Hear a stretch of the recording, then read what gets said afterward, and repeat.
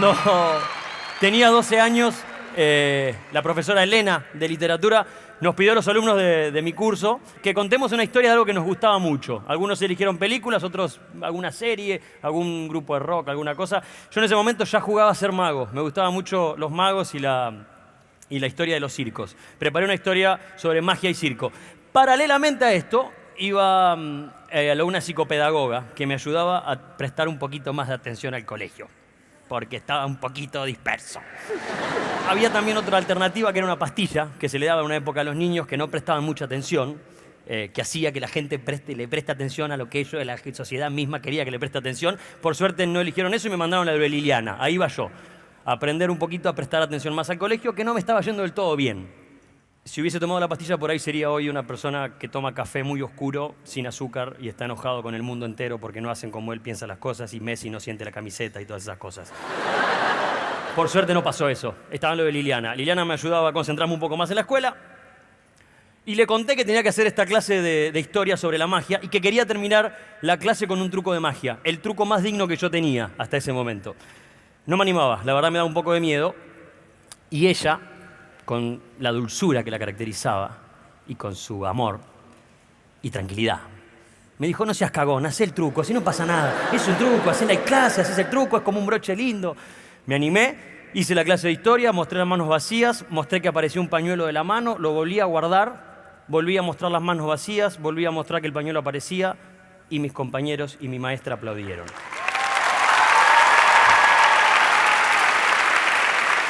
Me fue muy bien con la clase, me saqué muy buena nota, y Elena alucinó con lo que yo había hecho y me dijo: mira, en 5 meses hay un concurso literario que cerramos con una noche, que hay un evento para el colegio, nos gustaría que hagas un show de magia. ¿Tenés un show armado? Obvio, dije yo. Era obvio, tenía 12 años, no tenía un show armado, pero sí tenía 5 meses para poder armar ese show.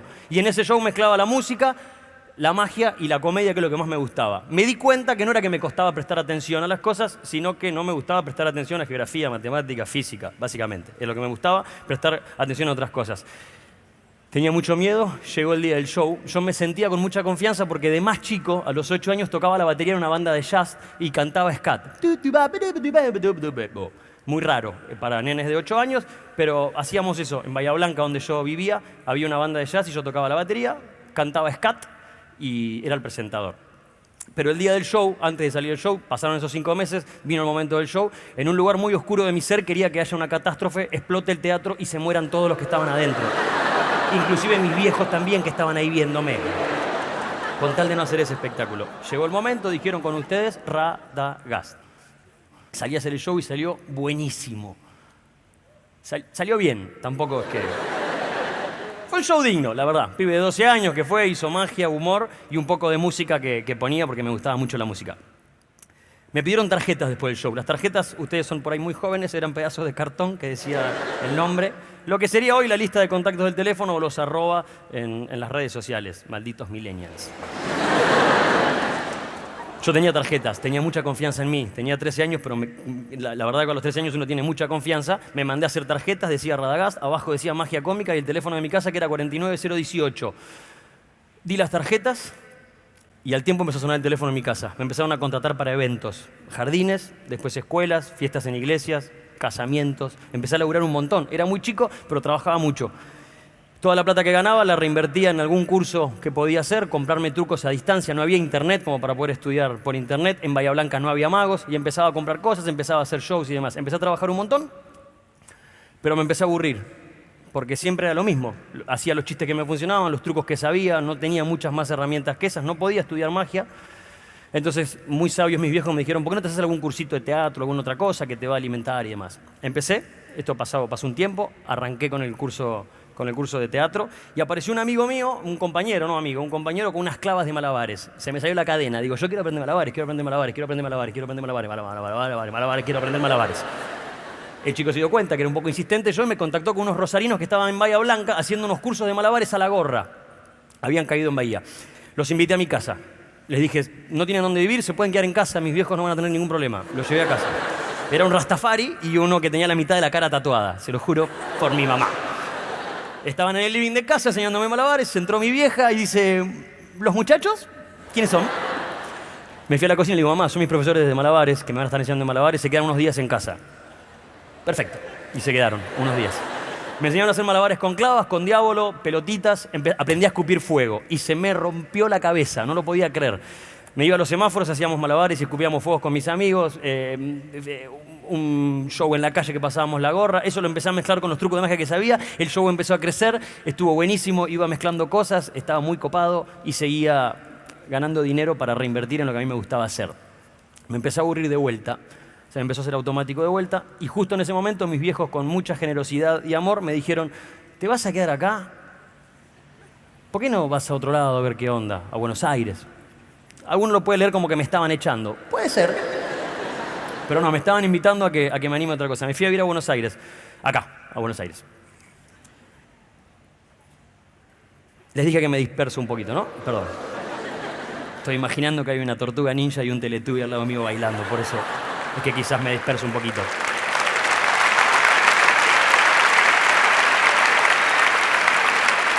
Me vine a Buenos Aires, empecé a tomar cursos de otras cosas, de clown, de pantomima, malabares más, acrobacia y demás. Y yo estaba esperando que suene el teléfono. Ese teléfono que nadie tenía porque acababa de llegar a Buenos Aires para poder hacer eventos en Buenos Aires. No había teléfono. Entonces me iba al ciber de la esquina de mi casa a mandar mails a cuanta productora o gente que organizaba eventos para yo poder hacer mis shows y poder seguir viviendo solo en Buenos Aires. En realidad no los mandaba yo, los mails los mandaba mi representante, que era yo. Pero firmaba con otro nombre. Me parecía muy divertido que sea otro chabón. Entonces yo ponía... Porque para mí era más fácil vender el show de otro que mi show. No sabés qué buen show que hago, tenés que contratarme.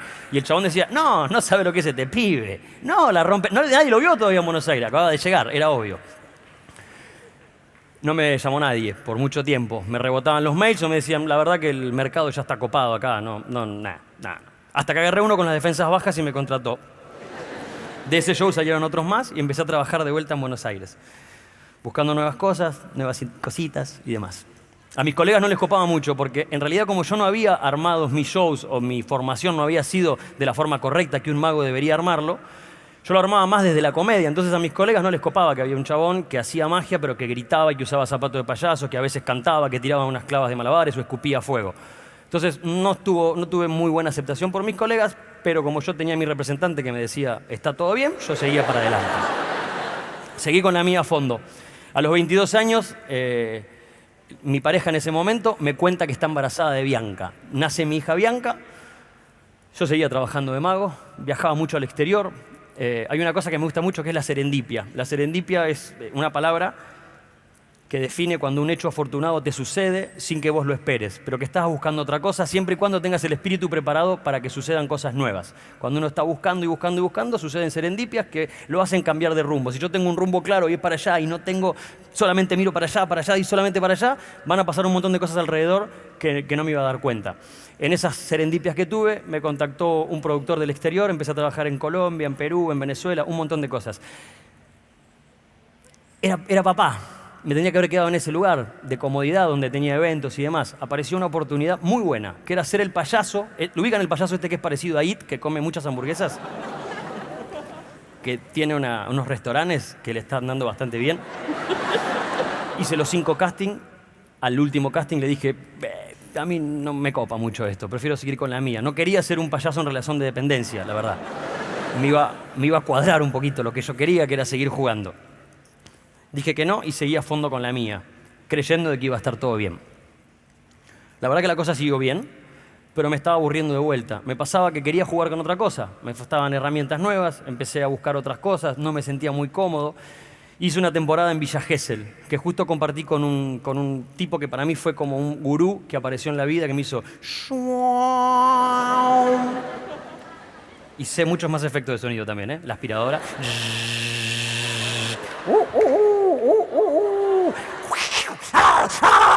Hice un montón más. Él me sal... Ok.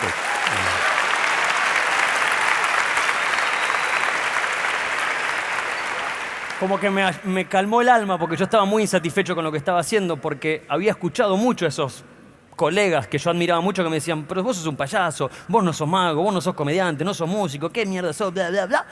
Y él me dijo, vos sos Radagast. Dedicate a ser Radagast y dedicate a ser el mejor Radagast que puedas. ¿Qué querés hacer hoy a la noche? Yo tenía estaba haciendo funciones en ese lugar. En Villa Gesell, que era un restaurante que tenía un teatro.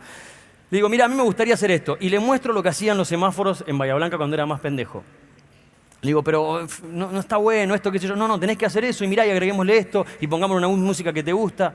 Era hacer algo completamente diferente a lo que venía haciendo. Esa noche me pasó lo mismo que cuando fui a hacer el truco para Elena, o cuando fui a hacer ese primer show, o cuando mis viejos me dijeron, ¿te vas a quedar acá?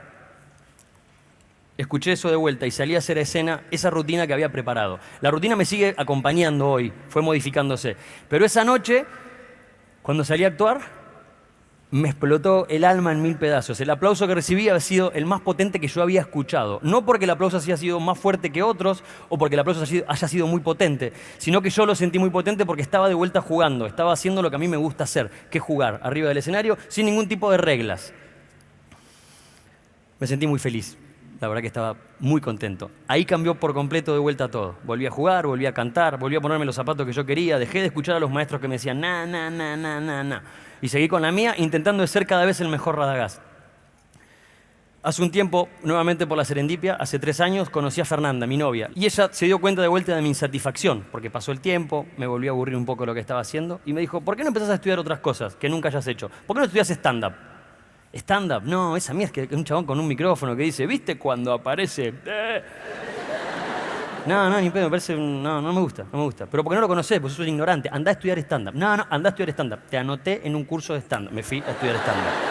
Sí, mi amor. Y yo me fui a estudiar stand-up. Me voló la cabeza de vuelta. Obvio, estaba teniendo una nueva herramienta que no conocía. Era como un cosito nuevo de Batman, como para sacar, para jugar. Empecé a conocer mucha gente. Me empecé a contactar de vuelta con otros, hice un curso de teatro nuevo, un poco de baile, empecé a cantar de vuelta, me empecé a animar de vuelta a hacer. Y en ese andar conocí a Federico Cirunlic, un instagramer que yo admiro mucho, y me dijo, vos tenés que jugar con Instagram. Empecé a jugar con Instagram. ¿Te parece? Juega con Instagram. Cuando empecé a jugar con Instagram, me voló la cabeza de vuelta. No tenía calendarios, no tenía reglas, podía hacer lo que yo quería, podía jugar a fondo como yo quería. Empecé a rescatar un montón de cosas de cuando era muy chico en la carpintería de mi abuelo, como por ejemplo, algo que hacía en el patio de mi abuelo, o me ponía a tocar una flauta invisible, que era lo que hacía con mi hermano cuando él tocaba el contrabajo y yo no sabía qué hacer y hacía así, y tocaba al lado la flauta. Empecé a jugar de vuelta con mi hija, en realidad rescatar esos juegos que hacía todo el tiempo con mi hija, o con mis viejos o con mis amigos. Y empecé de vuelta a jugar y me empecé a sentir muy feliz de vuelta. Ese Instagram empezó a traer otro montón de cosas, me permitió empezar a hacer una gira por todo el país, en el exterior con mi show, que es lo que siempre quise, lo que yo siempre soñé. Pasó de todo. Tengo la suerte de que me pregunten muchas veces periodistas, a veces haciendo entrevistas, a ver si yo me siento en el mejor momento. Y yo respondo siempre que sí. Porque siempre estuve en el mejor momento, porque siempre entendí como el mejor momento todo lo que me fue pasando. Desde que pegaba afiches con mis amigos, con engrudo, y poníamos para que nos vengan a ver en un teatro, o cuando íbamos a una esquina a hacer malabares y a escupir fuego, o hoy actuando en un teatro, o hoy estar hablando acá en una charla TED con un montón de gente que no sé por qué están haciendo tanto silencio y me están escuchando tanto. Les agradezco mucho.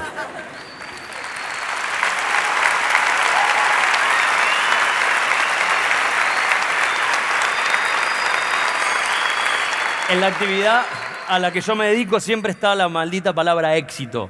Y ahora que el éxito, para mí el éxito no es a donde uno llega, esto que les contaba algo, que decía yo quiero estar allá. Para mí el éxito es todo el camino que uno recorre y todo lo que va pasando. Si te dedicas a lo que amás por completo, no quiere decir que un día no te vaya mal. 1000 veces te va a ir mal y eso tiene que pasar para vos poder aprender y seguir dándole para adelante. De hecho, en un festival hace un montón de tiempo me putearon 150 colombianos porque yo hice un chiste muy desatinado y me declararon persona no grata en el mundo de la magia. Yo tengo ese título, señores.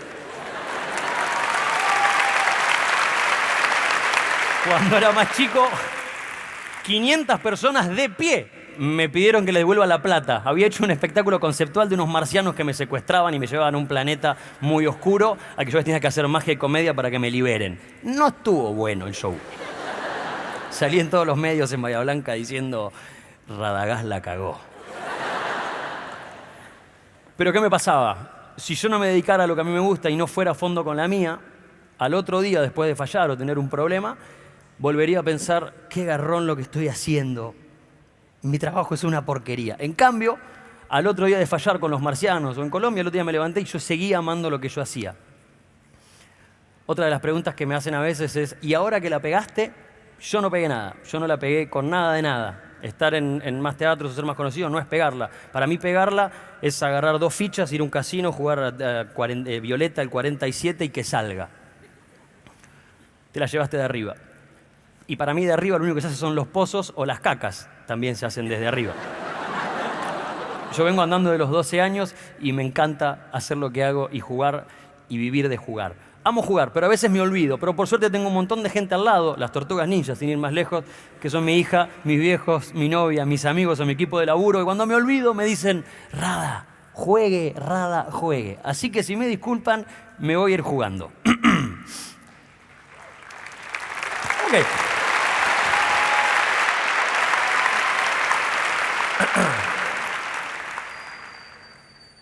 Cuando era muy chico, cuando veía a mis viejos comiendo una picada con sus amigos, yo en vez de escarbadientes pinchados en mortadelas, me imaginaba que eran espadas para mis Rambos.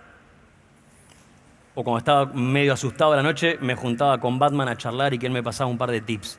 O cuando veía las pelotitas de nieve que se baten y se mueve la nieve adentro, imaginaba que me metía ahí adentro. Me gusta con mis espectáculos rescatar a ese nene que sigue mirando el mundo de los adultos. Les agradezco mucho.